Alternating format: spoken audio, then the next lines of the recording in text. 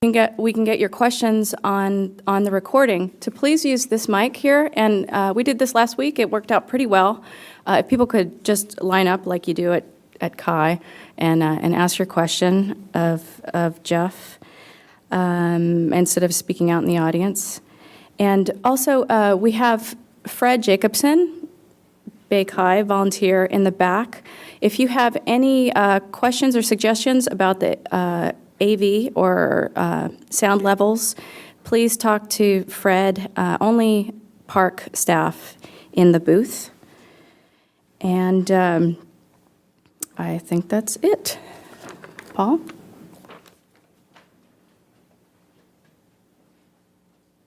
Hi, I'm Paul Whitmore. I got sick, so I'm just going to introduce Jeff and then spare you all the anxiety that I feel right now about whether my head's going to explode.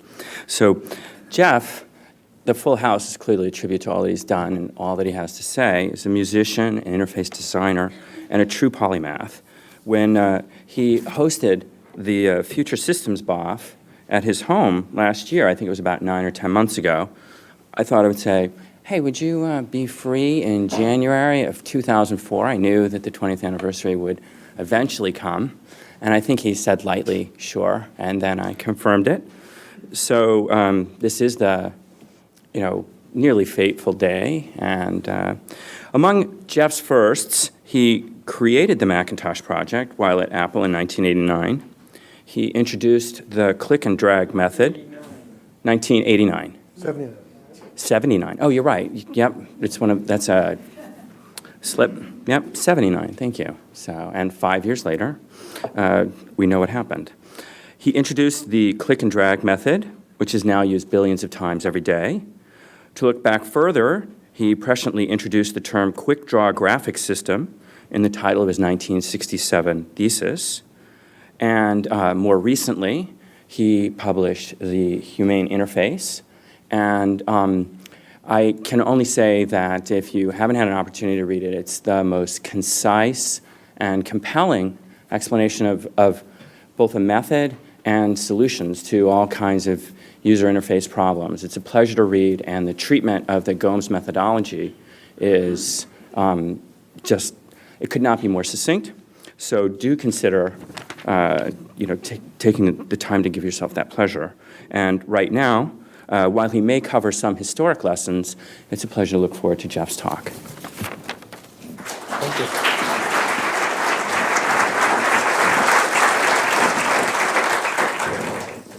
Thank you very much. Okay, let's see if everything is fired up here. Of course, 79, that's when I was 3 years old.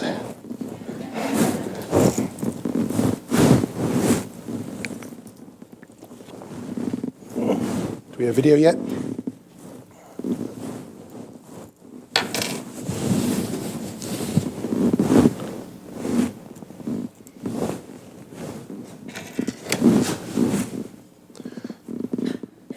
Okay.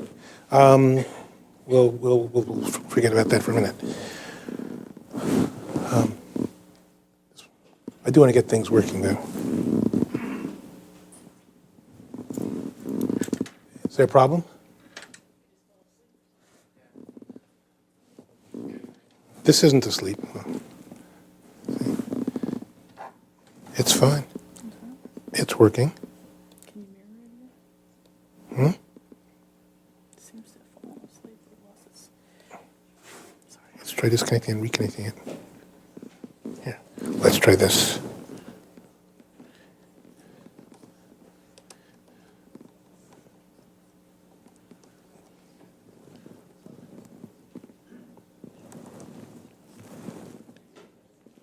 We carefully tested this and everything worked perfectly before. I can't even put this in the slot.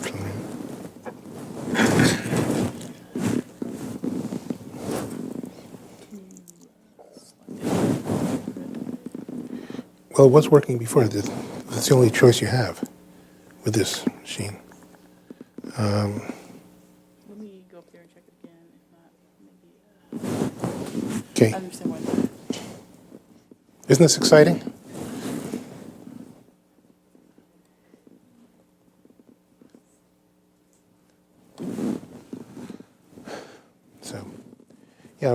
I came here early, of course, and we set up the machine and we tested it and made sure that everything was working perfectly, and it was. And now that you're here, of course, it doesn't want to do anything. As I was working on writing, I was thinking about what computers really are, and I finally, after many years, figured it out. A computer is a device with a mindlessness of its own. And this one's exhibiting that behavior right now. So this is called Lessons Learned and Lessons Lost, probably because of the nice alliteration. So let me first, I'm going to talk about a variety of things, sort of make it 2 or 3 really small talks. The first one is history. This is the 20th anniversary of the introduction of the Mac. On the 24th of this month, it will have been exactly 20 years since the now famous commercial where someone throws a hammer at a screen was shown at the Super Bowl. Since I don't have a TV, I didn't see that.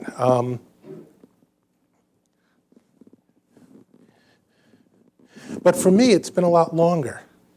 I started the project, as Mr. Karpinski corrected there, in 1979.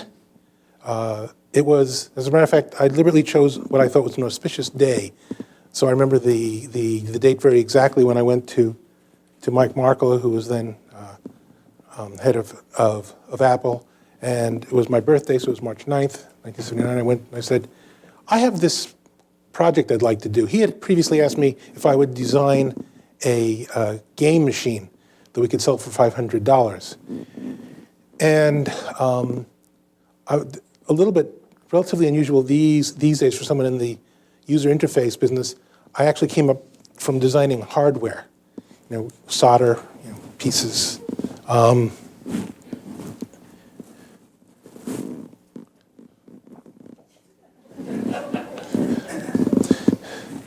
It's very weird. I do have my Swiss Army knife. And I said, no, I have no interest in building a game machine, but I do have this dream. And it was something I'd been thinking about for a number of years. And so that, for me, the history of the Macintosh goes back before that and starts pretty much sometime around 1965 when I was a graduate student in computer science. And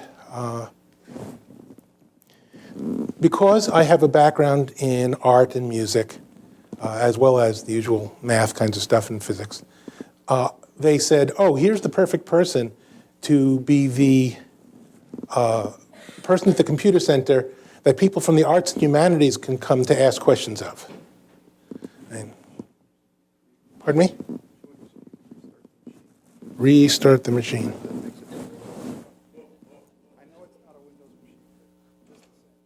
Sure, why not? Excuse me while I figure out how to restart the machine. Okay.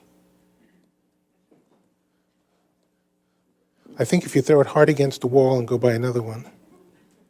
Okay. Are you sure you want to restart your computer? Can you imagine?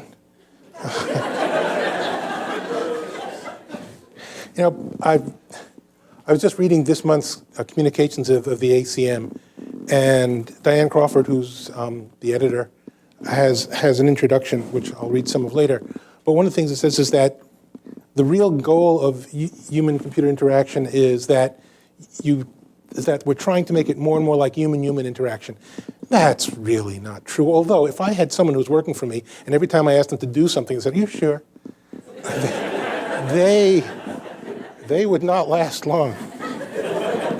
No, I don't really want to have a dialogue. I mean, Jonathan Gruden wrote about dialogues. I don't want to have a dialogue with a machine. I want to say, go do it, and it goes and does it. I don't want it to come and say, "You sure?" or "Would you like that with fries?" or something of that sort.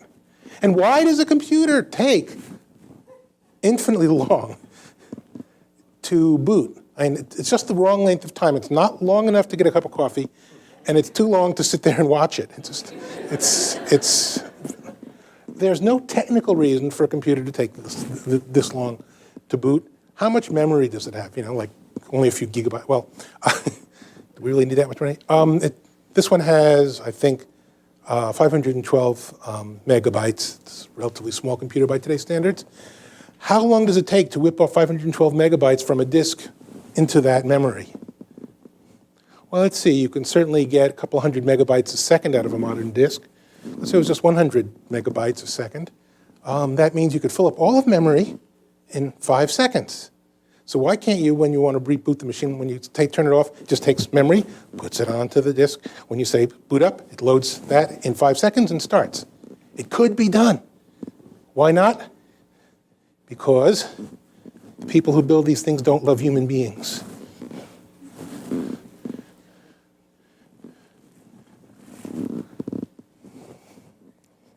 And that's the reason why I'm in this field, because we've had our machines mistreat people for just too long.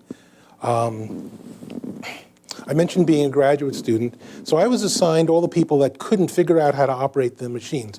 They had to put in these. In those days, you had to put in decks of cards, and the first card had / on it. We still have that // Have you ever noticed? Have you ever used the web? / still have that. That dates back to cards. It's hard to believe. Well, yes. There is. This thing doesn't have an external. This thing is just always hooked up to the. It's always on. It worked perfectly before. We're connected to a different plug. Hey, when people do without a computer.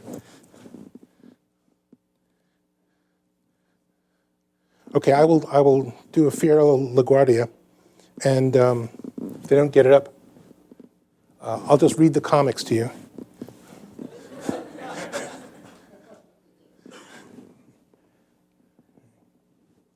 So they said, you can deal with all those humanities and arts people who just don't have the brains to deal with a modern digital computer. And after working for a little while, now it turns out that I could communicate with such people. It turns out they're not any stupider than anybody else. I certainly hope not, because I'm one of them myself. And the problem is that the computer was just much more complicated to use than necessary. So when I was working on my thesis, and in those days what we were expected to always do is do something very clever about using less memory and doing it in less time than anybody else in the class, and that made a good thesis. But I wrote things in my thesis, which came out in '67, which stated some very, whoa, hey. Some kind of voodoo, I don't know what it is. That voodoo that you do so well. Yes, okay, great, thanks.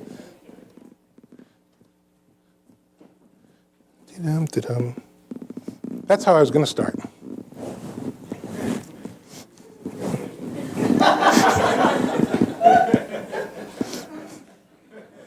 Some of you can't follow instructions, I can always tell. So I wrote some unexpected things. In fact, my thesis advisor suggested that I take them out, and now they're the very best part, I think, of my work. I said two things. First of all, I said that computers should be designed not to maximize machine efficiency and minimize memory usage. They should maximize human usability. That was the first concern. We build these machines to serve us, and that our first consideration is probably works better to use it without flash when you're taking a screen. So that was sort of a radical thought, at least for then. The other thing that I realized was that computers, in those days, they were character machines. The printers generated characters. The displays were designed, they had hardware character generators. The way to work a display was you send it an ASCII code and it puts the character up on the screen. No graphics, nothing. And I wrote that that's wrong. Characters are just a special case of graphics, and everybody knows that today. When I spoke about fonts, seems incredible today. Now every kid from the age of 1.5 knows what a font is, and they use too many of them. But in those days, only graphic artists and typographers knew about fonts. So when I started talking about fonts, people said, what is a font? Well, a typeface font. It just wasn't part of the currency. Computer people didn't know about that. That's hard to believe now, but when I was 3, that's the way it was. So this gave me a great problem, and I had to fight for a year after I left Penn State, because one of the rules they had for theses in those days is that the entire thesis had to be in one font. And of course, my exhibits were all in different fonts because I was showing about fonts. That was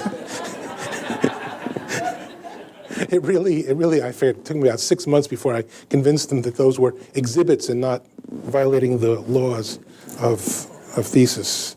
Okay. We've already been here. So, it has been, well, now that you know my background a little bit in that regard, so when I came to the West Coast, and the way I came to the West Coast is that being tired of many feet of snow in the winter, we jumped into my van, old bread truck, and whenever we came to an intersection that would take us more or less north or south, we sort of flipped a coin, and we ended up in San Diego, and discovered that it didn't snow there in the winter. Okay.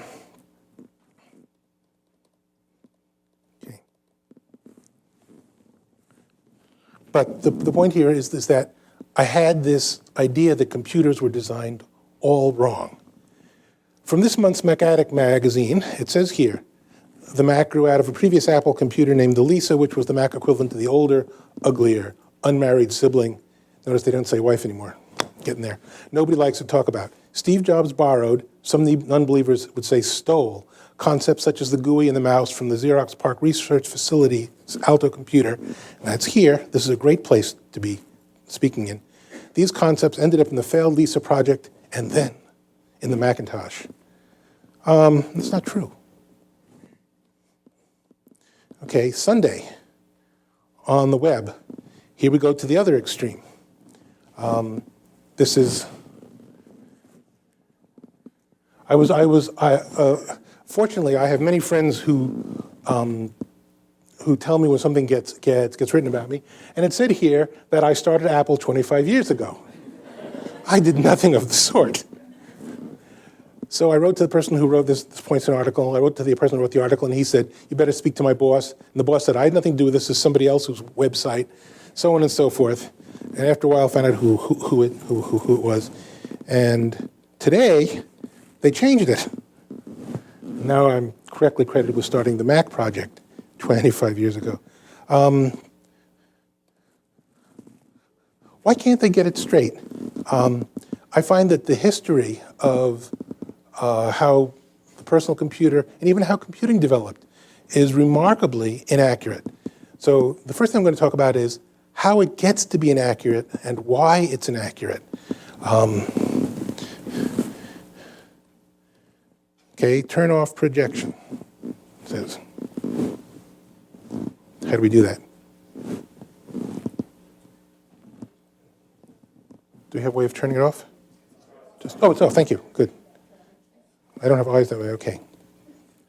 Okay, in Kurt Vonnegut's wonderful novel, Slaughterhouse-Five, the novel's protagonist, Pilgrim, is in a hospital ward, and he hears a person in the next bed who's a writer talking about this book. He's writing about the firebombing of Dresden.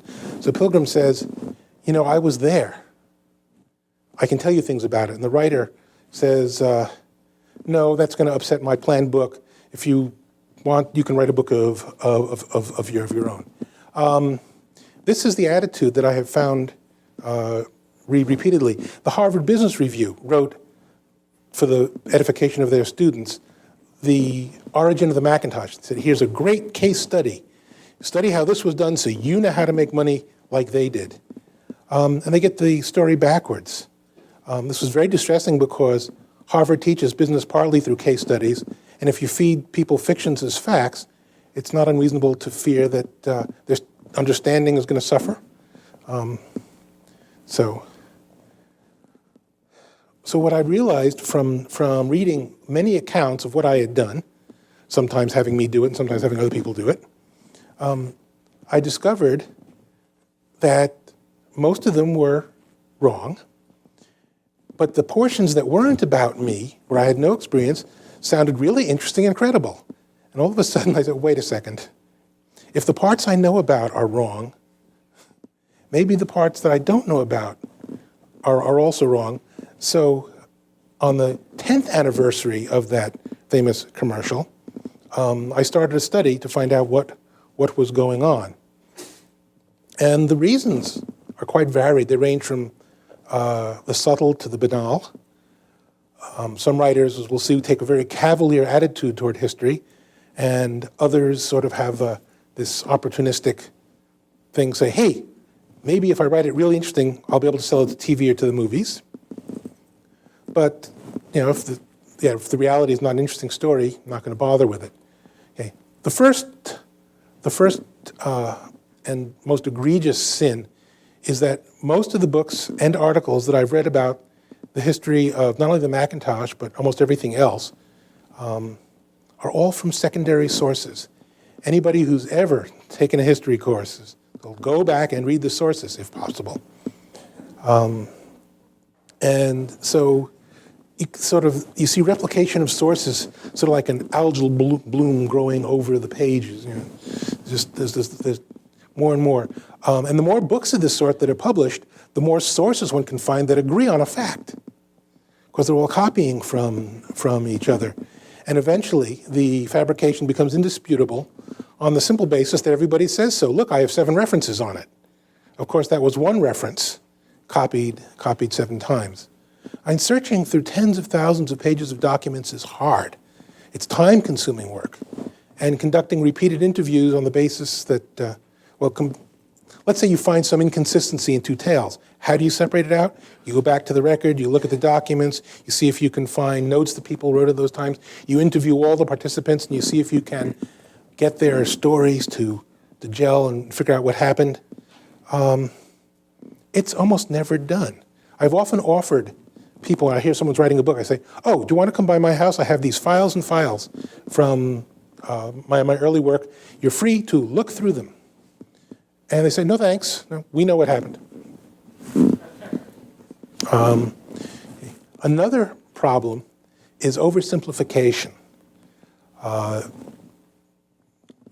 A historian of science, Thomas Morton, said that, quote him here, historians often reason from the internal evidence, but in science and technology, a parallelism between 2 accounts cannot reliably be used to infer that one influenced another, or even that they were influenced by a common source. Which makes sense. Things do run in parallel. There are many cases of theorems in mathematics being discovered simultaneously. But it is easier to attribute every invention to one person or organization rather than to have to untangle the unwieldy web of the way things happen. The Digibarn has a very interesting site which has a big web of how things happened in the industry. And the more that the guy who runs it, Bruce Dammer, the more that he finds out, the more complicated the web gets. It started out looking pretty simple and straightforward. But then people would look at it and say, that didn't really happen that way. So, Randall Strauss wrote a book on Apple, and he spoke of the Palo Alto Research Center, which you can find very easily, especially if you're sitting here. Quote, like Old Testament genealogy, every important development in personal computers traces back to the same single source, Park. Now, the fact is Park's influence was very broad, Park's influence was very deep, and it was very beneficial. But it was by no means the single source of every important development. I spoke to him. I said, this can't be true. How about Sutherland's sketchpad system? How about Engelbart's conception of the mouse in form of Windows? The invention of the microprocessor itself. The people behind, say, the Apple I, Saw, Poly 88, Heath H8, IMSI, Altair, and PET, they knew nothing about what was happening here. How about the software systems written by Bill Gates, Gary Kildall, and Steve Wozniak? They're so crude and primitive they couldn't have known about what was going on here.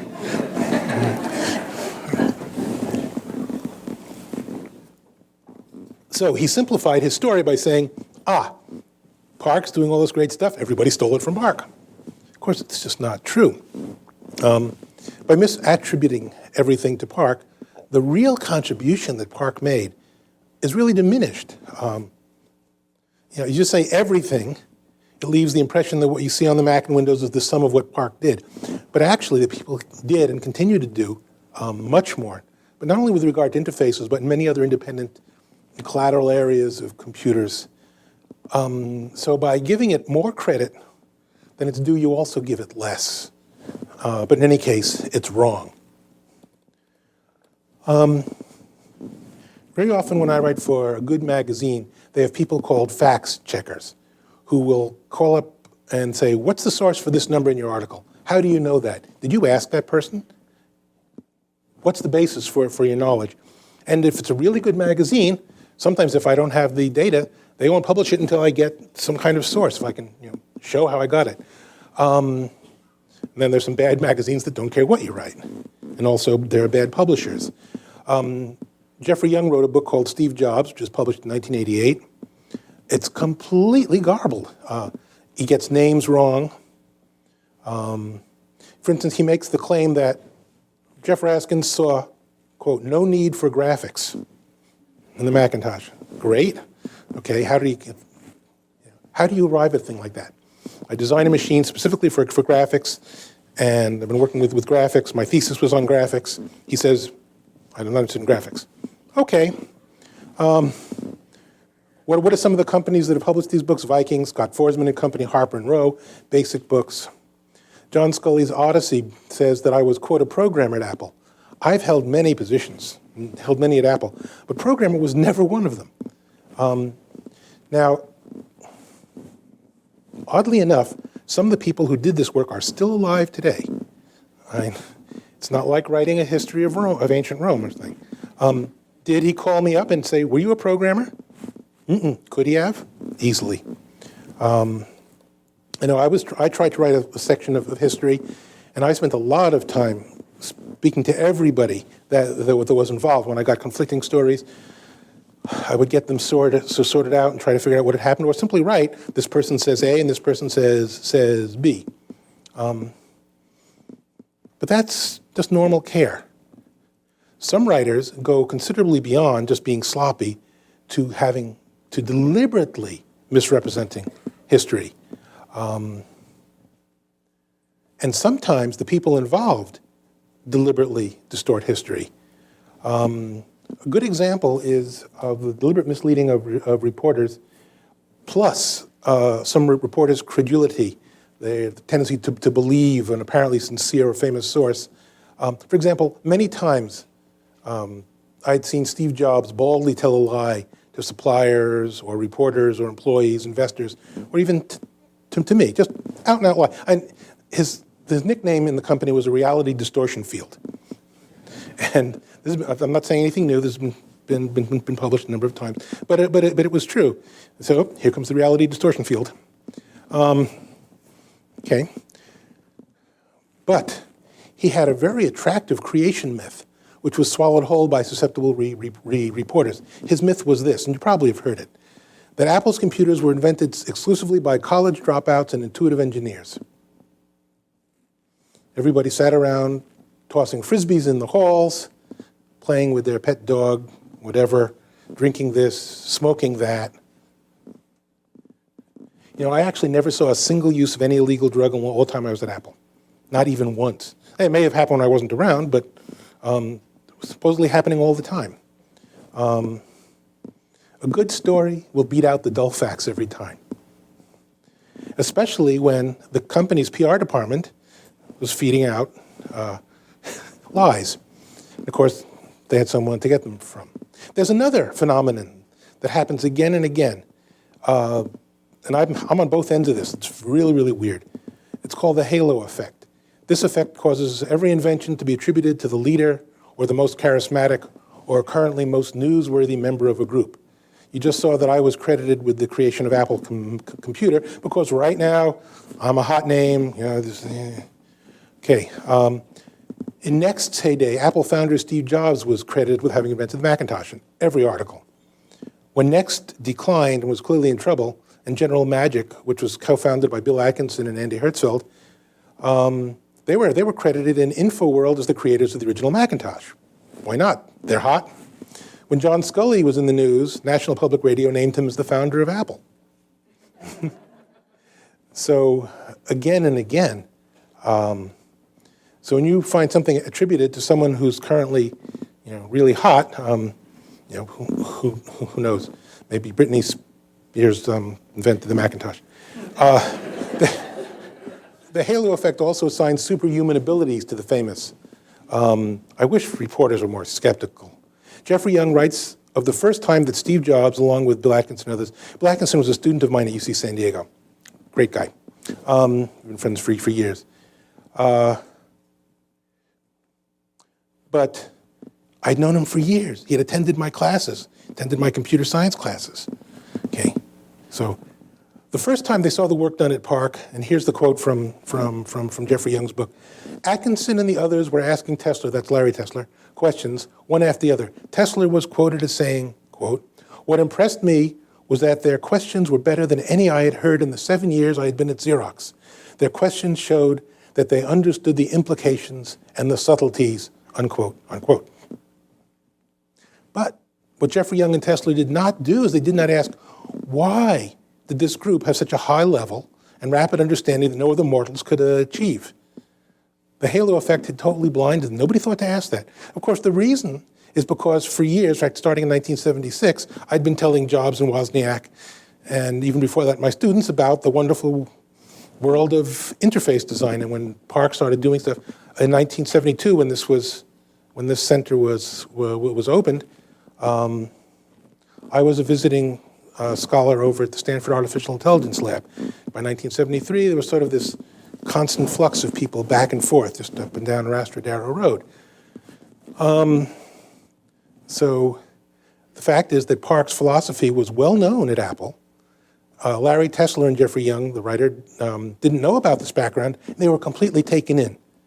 Now, of course, if Jobs had not been a famous person, they might have looked for a rational explanation for this. They said, oh, this is the great famous Steve Jobs. He just can understand anything in a flash. Well, no, he can't. Nor can I.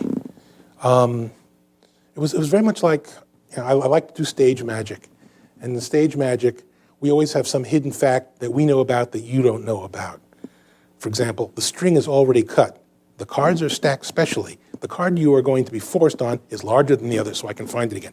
There's always something like that. Well, whenever you have something that's too incredible to be true, it's about time to go and find out what happens thereby, what caused that. Another one is that a lot of the reporters went by appearances. In the early days of Apple's, dress codes were typical. You wore a tie, microphone, jacket. So properly dressed reporters, reporters dressed appropriately when Apple was founded. You'd never find a reporter coming in without a tie. No. And they would look around and they would see people who were not dressed like the rest of the computer industry. It was, now they'd already done that at Park, and maybe we stole it from them. But they were tossing Frisbees in the hall and otherwise behaving in very unbusinesslike ways. This was just fun, but it really took in a lot of the reporters who found that the company's style was at least as remarkable as the products, but they then attributed the quality of the products to the style, saying that the reason why these people are doing so great is because they're not wearing ties, they can breathe. The most horrific of all of them are those reporters who simply don't care. Robert Crinsley, which is a pseudonym, in his book Accidental Empires, he has the Mac and the Lisa was this Apple computer that didn't make it, being created by Steve Jobs after Jobs made the visit to Park, quote, in 1980, and came back all aglow with inspiration. It's the Archimedes jumping out of the bathtub naked, running, "Eureka, Eureka!" Actually, when Steve Jobs came back, the story has it, Xerox was left naked, but that's a different thing. Well, anyway, I emailed Cringely to point out that while Jobs had made the visit, the Mac project was begun in March, some 9 months earlier than that visit. Cringely was unabashed. He emailed back, and this is a quote from his email, "As for all the business of what project started when, whether Lisa started before or after Steve visited Park, whether the Mac had already begun or not, well, I don't think that it really matters very much. My attempt was to explain," in capital letters, to explain. I say that in the front of the book, not to be a historian. How an author can hope to explain what happened if he doesn't know what happened eludes me entirely. And he wrote that, so I published it. There was a PBS special on the history of computers. It also attributed the genesis of the Mac to Jobs' visit to Park. This was on PBS. So I sent the correct information to John Palferman, who was the producer at WGBH, and he replied, and this is a quote from his email back, "The part of the program you are referring to comes at the end of a lengthy segment about the highly innovative work done at Xerox PARC. This section was based on extensive interviews with Alan Kay, Bob Taylor, and Larry Tesler." That's the same Tesler who we fooled by a little magic trick. "The purpose was to show that the key concepts of interface design, which today are a feature of most PCs, if you count Windows, were first discussed at Xerox PARC. When those ideas were embodied in a relatively affordable machine, the Macintosh, that began to change the world of personal computing. I was aware of your key role in the Macintosh project, and indeed of the contribution of people who developed Lisa. My aim in this particular program wasn't to detail the history of Apple, but to show how the key interface ideas found their way into consumer PCs." Of course, he hadn't shown it. He had shown a myth that had never actually happened. And of course, from my point of view, which I'm allowed to have, I think, I'd already been working on it before there was a Xerox PARC, which makes it very, very hard for Xerox PARC to have inspired me at first.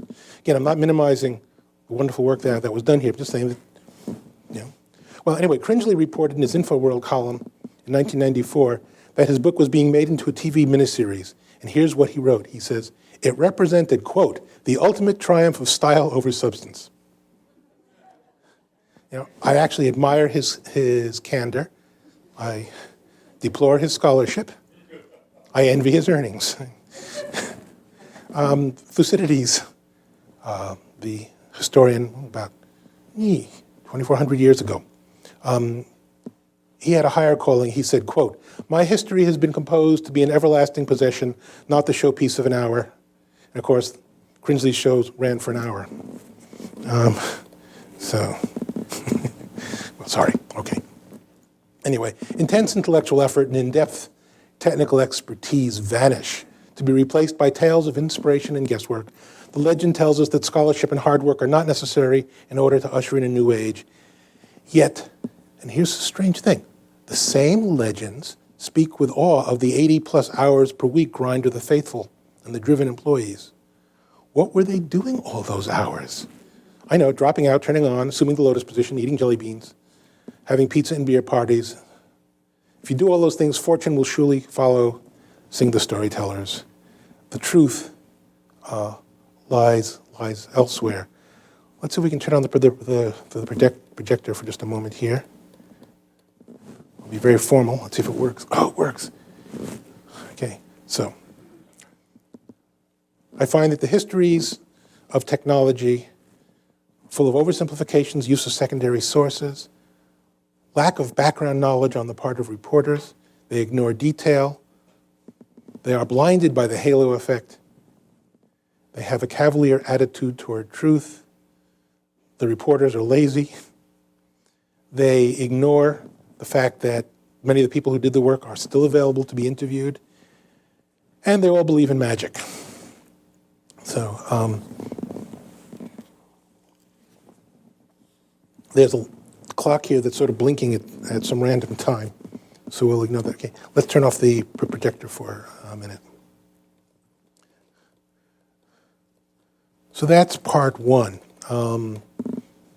And we'll have a question period later if you want to ask more questions about it.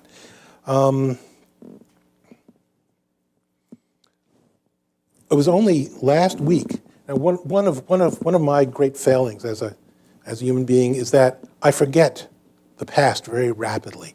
I'm very focused on what I'm trying to do and how I want the future to be. So I'm often surprised when someone comes up with some documentary evidence that I had forgotten about. One of them was something was actually published, and someone found it and sent it to me and said, "Hey, did you know about this?" Well, they didn't really say. They said, "Can you tell me more about this?" And it turns out that in 1965-66, when I was a graduate student at Penn State, I had wanted to use the computer for doing musical notation. I like to compose, and as anybody who's used a typewriter knows that typing is very difficult. It's sort of an instrument of torture. You make one mistake and it ruins the whole page for you. Well, composing music, the act of writing down the notes, and sometimes you make mistakes or your mind and your ear are not quite together. So I wanted to have something that was like a word processor except for music. But I had to get the notation of music into the computer, so I thought I would take some very good images and I would digitize them. But we didn't have scanners. They just hadn't been invented yet. So I said, what we need some kind of pointing device that you can move around and point and go click, click, click, click, and then have the computer store those coordinates and know where you're pointing. What I did not know was that in those same exact years, Doug Engelbart was making the first mouse at SRI. Had I known, I would love to have gotten one of those instead. I think I wasn't going to do this, but I'm going to actually admit how I made this thing work. And it's so crude that you will all laugh at me, but that's all right. Now, I was a graduate student. I don't have a research budget or anything, and I want to build something that I can take these tiny little notes in music and detect points that are very, very close together and very accurately.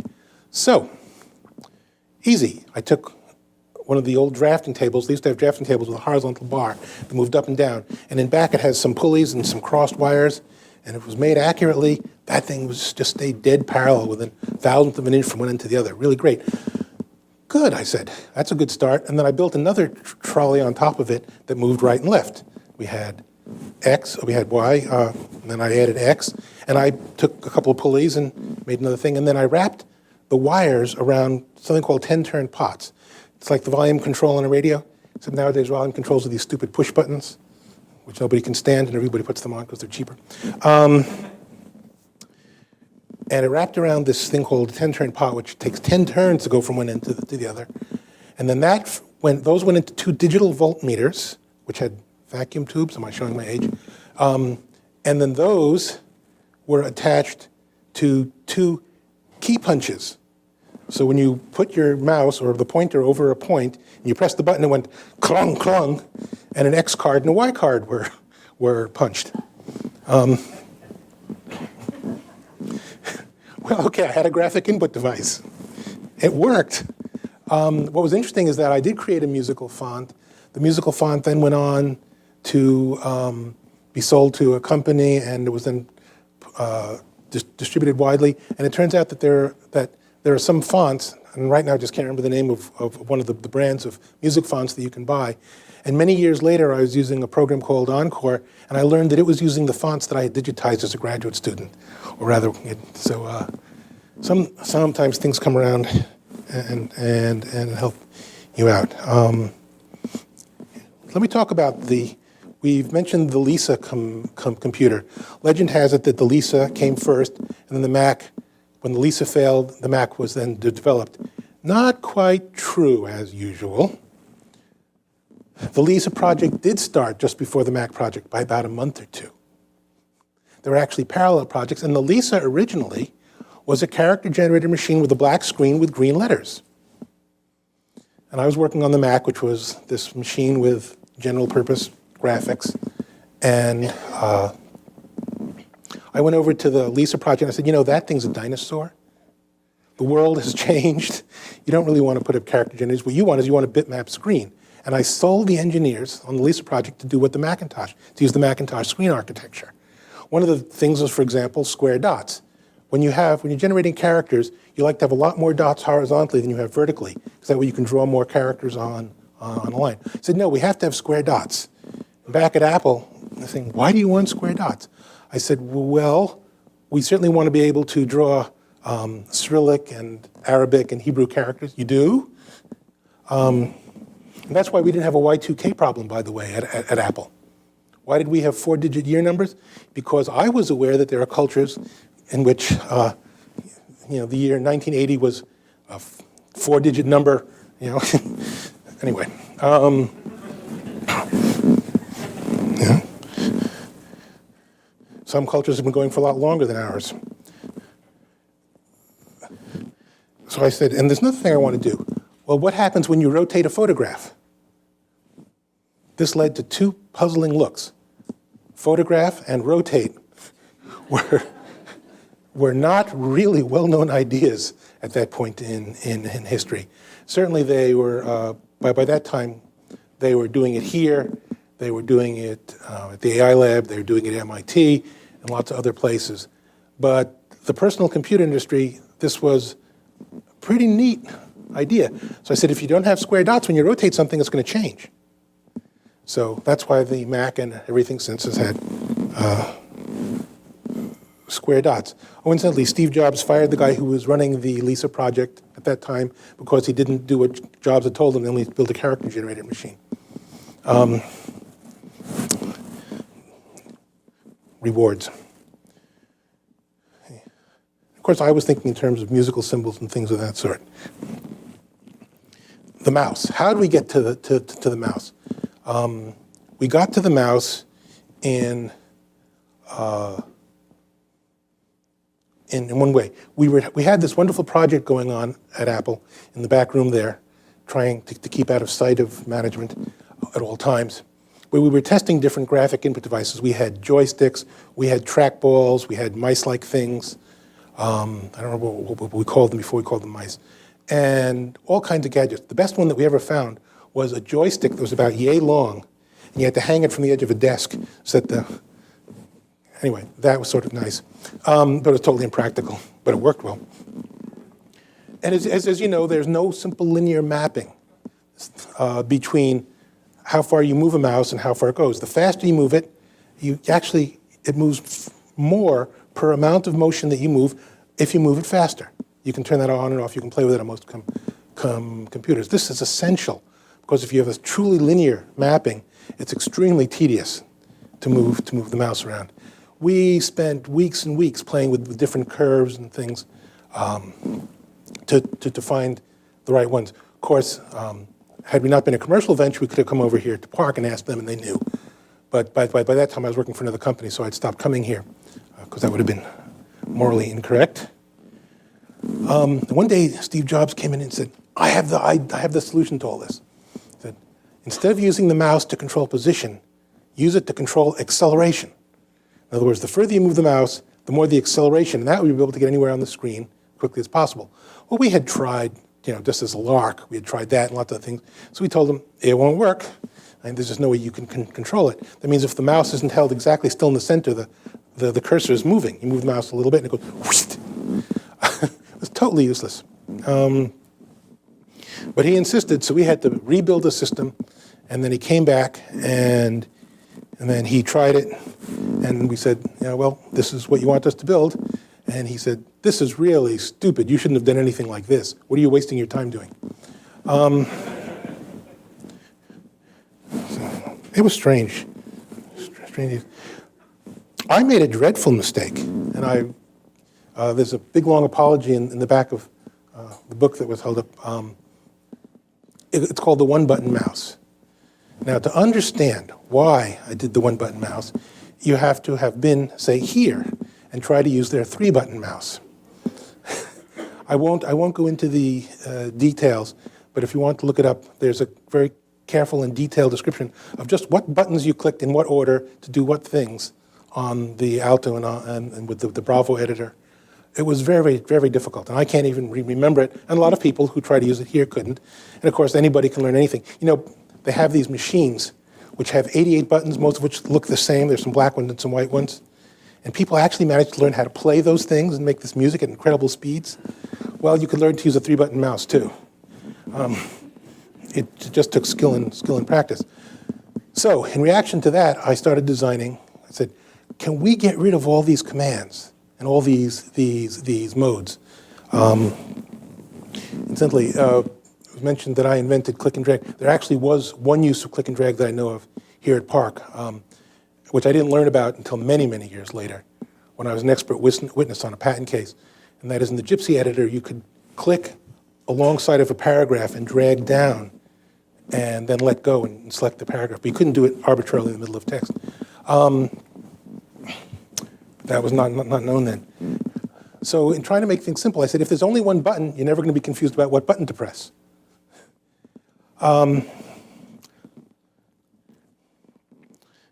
And what I really should have done is had at least 2 buttons.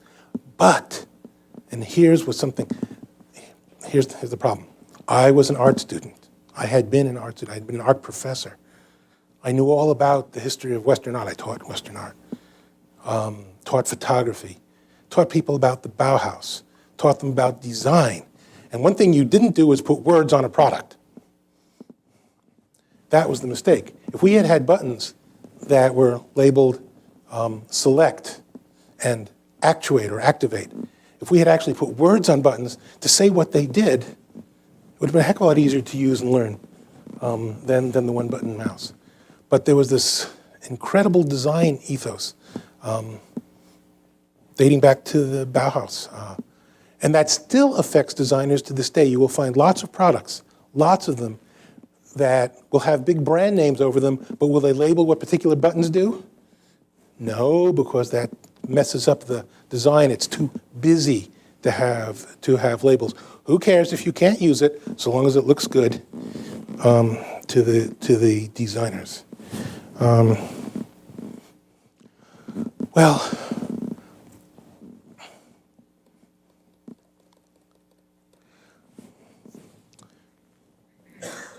I have to skip over a few things because we're sort of running out of time.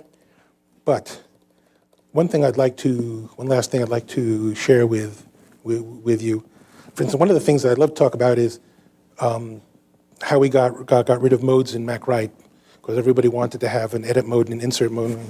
Anyway, when I was creating the Macintosh, people said that this thing has no hope of getting out there. Everybody who uses computers knows about DOS. And nobody will use this, and this interface is too weird, and it's too strange. And besides, what are people going to use it for? And I'd like to show you what I wrote in 1979. I think we have the projector. This is from, I wrote something called the Book of Macintosh, which is a collection of documents by the Macintosh team. Most of them were ones that I wrote. And, can we turn on the projector again? Yes, there we go. So everybody's asking, what are you going to be using all these computers? I published this article called Computers by the Millions, where looking at the implications of building them. So I said, it's clear that one answer to the question, what are you going to do with it, will probably be, I use it to send birthday greetings to Aunt Tilly. Was I ever right? But there are many, many others. And I've just, instead of in paragraph form, I just have it in list form. This is the list I gave to Apple and said, what we must do is we must get onto the ARPANET. We've got to form the Apple network, and people will do these things with it: time of day, news, stock market, soap opera conversations, guide to local TV programs, message forwarding, distribution, fax transmission, which is just a special case of message. The bits are interpreted pictorially. I had to explain it to people. Weather and travel info, phone directory, local area, national business directory, program distribution channel, program update distribution channel, access to databases such as the Library of Congress catalog, better way to answer user questions than a phone-based hotline, legal precedents, program exchange, educational courses, educational testing, voting. Thank you. 1979. And talk about lessons learned and lessons lost. Computer program exchange, advertising. I didn't foresee spam, sorry. Computer dating. I also missed pornography and gambling.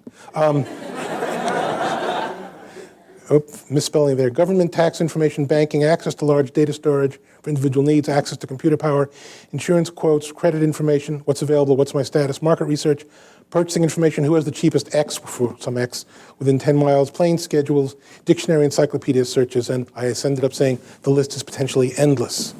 And perhaps one of my very greatest failures was not succeeding to convince Apple to do this. They said, nah.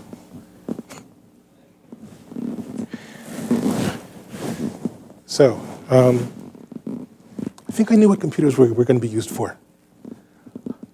So, well, I have talked for a little longer than I'm supposed to, so let's open it up for questions, if there are any. Come up to the microphones, because they want to record everything. I don't know why. No questions?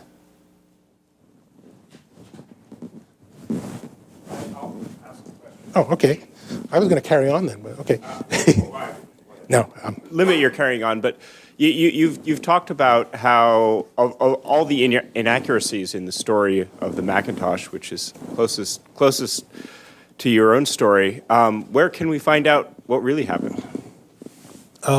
Is it compiled anywhere? Well, there's a number of places. There's a lot of documents at the Stanford History of Technology project.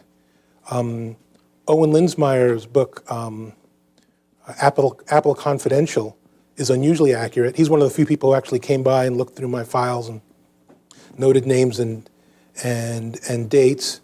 The Computer Museum and the DigiBarn, which sort of cooperative ventures, are both collecting a lot of this stuff, as well as Stanford. And their sites are pretty accurate. So those are some of the places. I'd say Linsmeyer's book, Apple Confidential, is probably the best I've seen.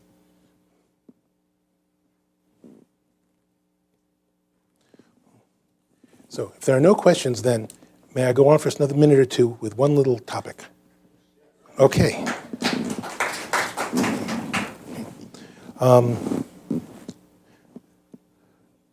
When I started doing this kind of stuff, there was nobody in the Chi field. Now there are thousands, if not tens of thousands. You go to a Chi conference and it's packed wall to wall. But to my very great disappointment, the pace of innovation seems to be something like on the order of log of n, where n is the number of practitioners. There are many people doing it, but there are not a lot of people doing really new stuff. So let me just give you a few directions. I don't usually talk about hardware, but I'm going to. Let's have the projector again, please. Let me just tell you some things that I think should happen or will happen.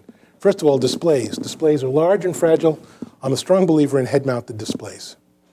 There are a few out there that are quite nice. This one's from a company called Micro-Optical. They have a new one that doesn't have such a big thing in front of your face, which is quite nice. Now, a head-mounted display, you can have, the very best of them have the same resolution as my monitor here in front of me, but yet the person next to me can't see what I'm looking at, which is sometimes very nice.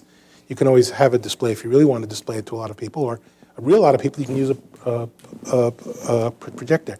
Just think of what this does to the weight, size, and power consumption of a portable computer. Cuts out pounds. And if you've ever sat on a computer and had to replace the screen, how could we improve input? Now this is something that's happening now, and I'd like to see it happen more. But fingers get tired.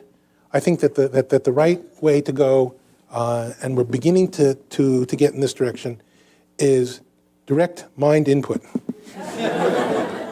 Now that one was measuring my breathing and could listen to me with the microphone and everything. And the thing on the bottom measured beard motion. But I really think that it's been shown with monkeys that they can control cursors. Of course, those require putting things into the brain. And even though I've seen The Matrix, I don't want to do that, or maybe because. But I think that we're going to learn how to do this. So the computer of the future, of course, will be something the size of a cigarette pack for those people who can remember what cigarettes were. And you'll have a head-mounted display, and you'll have some inconspicuous, not like these, sensors that are reading your brain waves. And I think that's the way. If I were doing research into hardware these days, that's the direction I'd go in. Another comment on the present scene is that most of the research being done in the field is dreadful. Absolutely dreadful. Not meaningful, wrong, silly. I was reading Interactions magazine a few months ago, and someone went on this long article about analogies between how the ocean meets the sand and interfaces. It was garbage. There's a lot of it. This is better. This article was asking, I'm not going to bother listing the authors, which are better, icons or text for labeling, say, buttons on a display? And here was their example of labels of icons. The shape of the icon shows what program, and the particular data set is shown by the name. And they said, in our tests, that was a lot better than just using words. And here was how they did it. One of the problems, and if any of you are doing research, it's nearly impossible to answer questions like, are icons or words better? Are this color or that color better? Because it's always in some kind of context. I can easily generate something where words will be much easier to find than icons if you just make them large, colorful, and distinctive. Then your eye can quickly pick them out. And if you make all the icons gray, small, and with details you can't see, then words will always win. So it's always in context. And a lot of papers I have seen, and I'm always trying to read and learn what everybody else has done. I'm not saying they're all bad, just like 95%. Of them are actually useless when you're actually making interfaces. So we see a prevalence of untestable and often undefined concepts. And in this month's communications, as I said, we have Diane Crawford writing.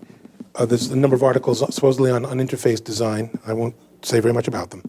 We engage in the refinement and redesign of computer interfaces to achieve more fluid, natural forms of interaction with users. What is a more fluid interface? Can you please define that? Can you give me some objective measure or way I can tell whether one interface is more fluid than another? And you could have ones that are faster to learn, ones that are easier to use, ones that have lower error rates. Fluid. Ones that are more natural. Natural, they don't dye their hair. I mean, what are we talking about? And earlier, I mentioned the goal in all cases, regardless of the discipline, is always to move the technology closer to human-human forms of communication and interaction. That's just not true. That's just false. We very often move further away from human-human forms of communication where we can improve upon them. So we have a long way to go as people in this business. First of all, I think we have a very strong duty to make things better for users. And the problem, of course, is that when you make something better, it can't be the same. And when it's not the same, people say it's not Windows compatible and we don't want it. It's just something you got to fight. I certainly had that fight with the Macintosh, and I certainly have that fight with the interfaces I'm designing now. And we have an environment where many tasks, such as word processing and others, you actually save 15 minutes on the hour if you use hours rather than using something like Word or WordPerfect or anything else that's on the market.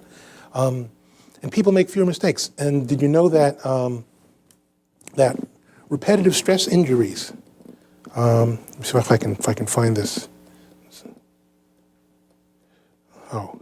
Repetitive stress injuries turn out to come mostly from mouse use and not from keyboard use. One of the things I dislike about most of the studies is that they did it with, the typical study said, we took 21 psychology students and they did this for partial credit. Well, I found this wonderful study in the Journal of the American Medical Association where N was, it's in here, N is 6,943 people tested over a year. That's a little bit more interesting. And they discovered, to their surprise, you can read it, there was an association between use of a mouse device for more than 20 hours per week and risk of possible carpal tunnel syndrome, but no statistically association, should have been statistical, association with keyboard use. The article was written in Finland. The authors observed that mean mouse use was 14.7 hours per week for the women and 12.5 hours per week for the men. Mean keyboard use was 9.3 hours per week for women and 12.5 hours per week for men.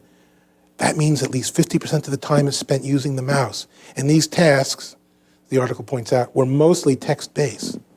Why are people spending half their time moving the mouse about when you're dealing with text? Because you have to put the cursor between characters, very small targets, bad Fitz law design, very nasty, fine little motions. Of course they're getting RSI. Studies like that, anyway, use of a mouse device was associated with symptoms in the cross-sectional comparisons as well as in the follow-up analyses. Savings in terms of reduced human misery, insurance and medical costs, and increased productivity can be had with improved interface design. And what I hope people, I imagine that you're here because you're interested in interface design. I counsel being bold. At dinner, I had a very pleasant dinner, and some people were telling me, well, they can't really do very much better because they have to use the Windows standard widgets. In other words, that means they have to do bad things to the users. That means they're giving them carpal tunnel syndrome. They're physically causing them pain. This is not what a person in the CHI field should be doing. Most of you will go back to whatever you're doing, your studies, your job, and you want to keep your job, you want to get a good grade, so you're going to do what you're told. I'm hoping that some of you will not do what you're told and try to do better. Thank you.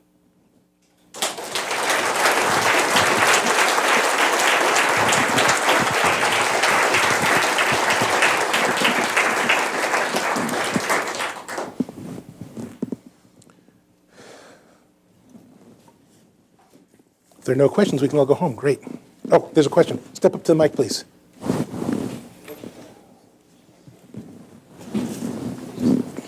Just a real quick one. Do you have a URL for your presentation? Just put my name into Google. And go to my website. All the information that I've talked about, including the stuff on, just go through it. There's lots more stuff. And there's something called Holes in the Histories, which is the detail about the reporting. There's a whole section on the humane interface, THE. But if my webmasters have done a half-decent design, you should find lots of stuff. No, I don't have this particular presentation anywhere. But all the pieces of it and more, and in some detail, are on the site. Just wondering, so looking at what the Macintosh ideas were 20 years ago and what operating systems are at now, have you come across anything that you think has actually been a useful innovation? Because the differences don't seem that significant, certainly not as significant as the difference between the Mac and what was there before. I think you're entirely correct.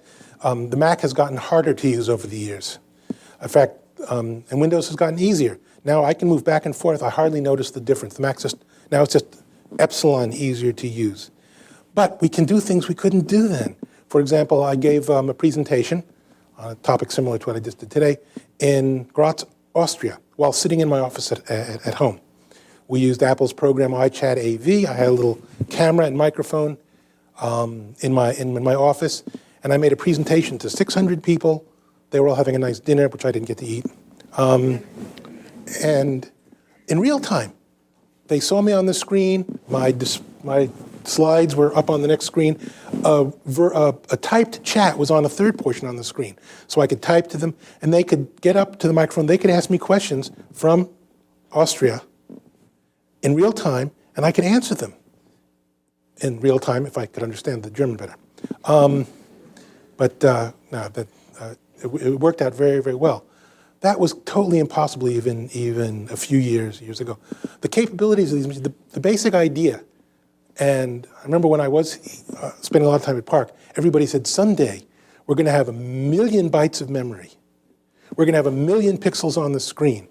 And that's when computing will really be good. And now I have gigabytes of heck.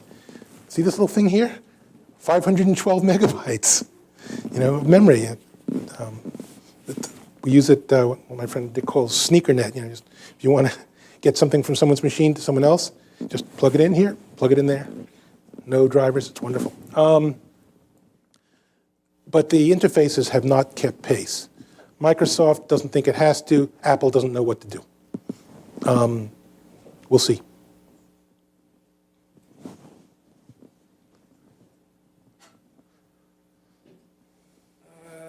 Those innovations have to do with the speed of processing, basically, right? 'Cause we're still just sequencing things. The things we're sequencing are getting sort of more snazzy, like images or sound as opposed to text and numbers. Yeah. The benefits of Moore's law. Yeah. But yet we're still moving the dumb hand of the computer around because it doesn't understand what we're doing at all. Well, that's one of the things that I'm trying to fix. There's a whole bunch about that on my website. Meaning? Well, Processing? well, first of all, most of the processor speed up has been eaten up by software bloat. So I have a machine that's hundreds and hundreds, maybe thousands of times faster, but as far as its ability to serve me, at least in simple things, it's actually slower. My associates, Han over there, Dick, and we've been trying to write software. And the software is running on a shell that's running on a layer that's running on an operating system that's running on another operating system that's on top of who knows. And by the time you try to do anything on this system, you know, it runs like, I don't know, a 1 kilohertz 4004. There's a whole lot of things that have built up, both in the internals of computers and in the interfaces. The way Apple fixes things, they put on another feature. The window it's too hard to see everything in the window, so we'll put on a button that separates everything. And everybody goes, wow, now we can find our things when they're on the window because it tiles them for you. But it's not fixing the problem, it's just adding yet another mechanism. I was reading Mac Addict magazine earlier today, looking through it, and there's this section in back, and it was telling me that if you want to make your mail program work properly, simply drop into Unix, and then came this incredible list of commands. First, you have to get into super operator mode. You have to put in your password. Then you have to use this slash, and U, minus I. But if you forget the minus F, it'll erase everything, you know, or something. This is what Apple is touting as their latest interface. This is a throwback. This is what I ran away from. This is why I created the Macintosh, was to get away from nonsense like that. And now they put it all back in, and they've designed the upper level so badly that you've got to use it in order to make it work right. So, I don't know if that quite answered your question, but that certainly expresses my frustration.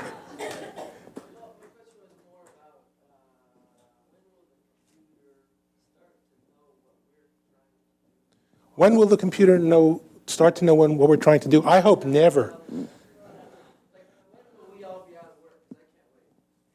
I thought that all of us were out of work already. I